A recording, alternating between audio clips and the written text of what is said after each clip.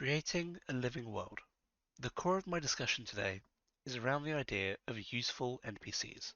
A living world requires believable people in it for investment.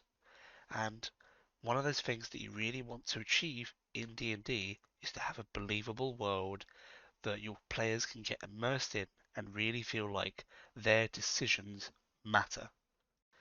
We've all played games or seen movies with characters that just feel dead. You don't wonder what they do when they go home, or if they even do anything off of the screen. When we see Gandalf, we wonder what adventures he's up to off camera, because we, as the viewer, believe him to be a useful, living, breathing character.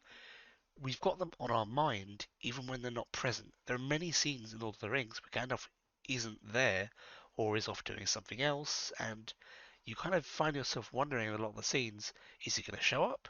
What is he doing? What is his plan?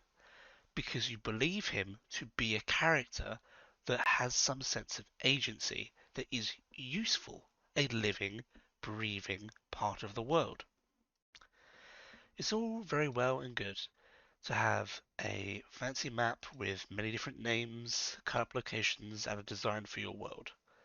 I've put a lot of time into making different continents and creating this expansive world with different terrains and environments.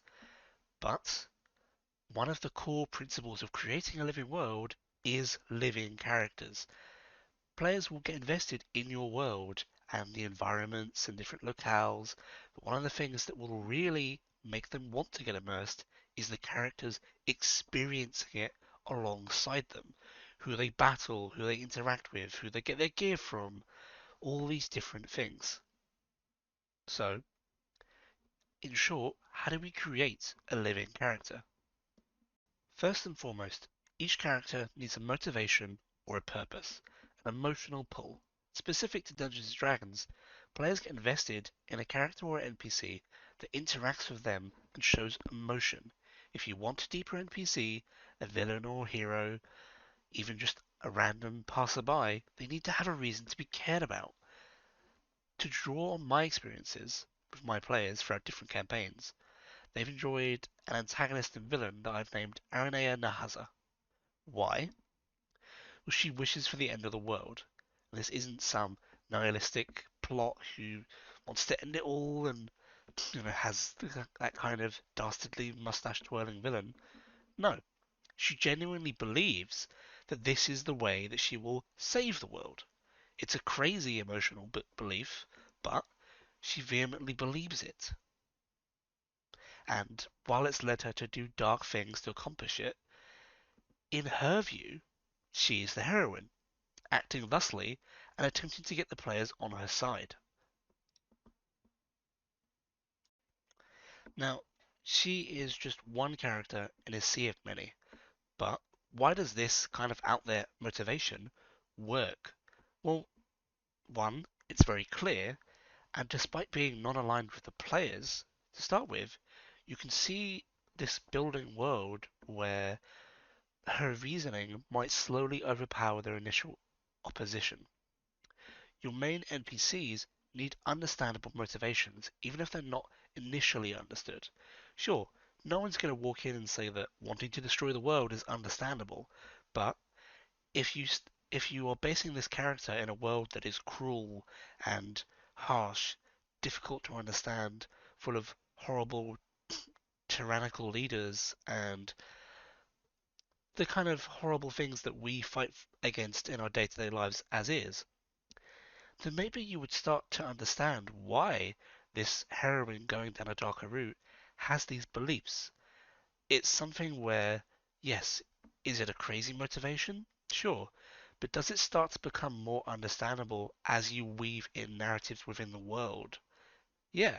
And that's the kind of thing that you should aim for in deeper main characters. Now, not every character is going to have some grand, verbose plan for what they want to do in the world.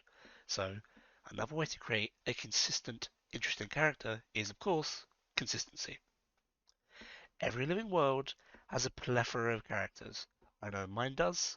If you've paid attention at all to my sidebars, I have a ton of different characters, all fulfilling different roles, from ancient creatures to some empress, dragon queen, prince, whatever, etc., etc. But having just many different characters doesn't mean they're going to stick in players' minds. You need consistency to throw up references, chances to meet these characters. In the real world, you know who your leaders are. You see them all the time for a reason. They're the subject of debate, hatred, or dear affection if they've actually done something useful. So, why isn't the Empress of your city-state in the same boat? Why are characters in the world not talking about her? Does she have posters asking for, join the army now, or is she appearing in news articles debating the latest world conflicts? Get these important characters consistently appearing in front of your players. It doesn't have to be in one-to-one conversations, especially if there's someone who is grand and wouldn't necessarily fit that. You know, do people talk about the local innkeeper? Do the worshippers of a particular god have their own unique perspective on that god, as opposed to those on a different continent? Keep throwing in references to things that you want to be important. Your players don't have to rush off and see these characters. Hell, they don't need to ever interact with them, but it helps create a living world if these characters don't just only appear when they're on the screen. These characters still exist, so you need to make sure that your players understand that they do exist even if they're not in front of them. Third, and finally, characters need to do something. They don't have to be physically doing something. You don't need to roll for them. It's just the implication. I'm showing on the screen now a small battle scene. And in this, I have the player characters here. The enemy NPCs are all highlighted in red. Some here, and some here to the left. And then I have some allies highlighted in blue on the different boats alongside them. Now this is a very small version because this map is made for a bigger encounter, but this is a very basic way in how I would lay out a battle scene. I might run some dice for how the allies are doing in their combat.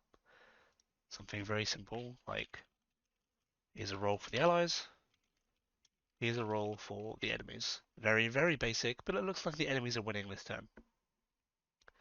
Now, you don't necessarily have to do this. Your players will just enjoy going through their encounter, and maybe now and then you might call, you know, the allies are winning, they're pushing in, they manage to kill off one of the enemy NPCs, and seeing that they don't need as many people on the side anymore, they start to come over and assist with the main player battle.